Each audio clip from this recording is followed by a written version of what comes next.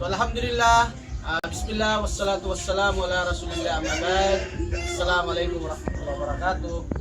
Alhamdulillah, nandito po tayo ngayon sa Purok 1B. Kasama ang ating mga asatid. Nandito si Ustad Abu Hamdi, nandito si Pres Ray Morillon, at siyempre ang presidente sa Masjid Nur Muslim Committee, si Pres Manny Banda, and sa pag-official natin yan.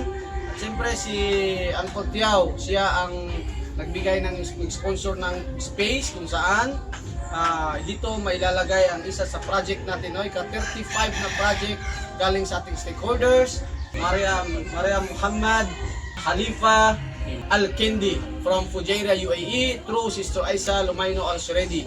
So, ang project nito, ito po ang purpose nito ay ang para makatulong sa ating mga kapatiran, both Muslim and Christian, sa mga community kung saan sila ay nahirapan makakuha ng tubig. So, alhamdulillah, ika-35 project na po natin, naway biyayaan tayo ng Allah subhanahu wa ta'ala, naway gabayan tayo ng Allah subhanahu wa ta'ala, at tanggapin nawa ng Allah subhanahu wa ta'ala ang ating mga pagsisikap, ang ating mga amal, ang mga good deeds para sa ating mga kapatiran, para sa Allah subhanahu wa ta'ala.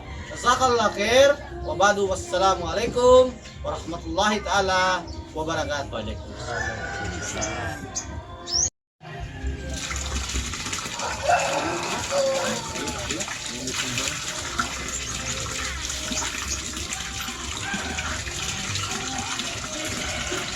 Lah, kailan bro? Thank you.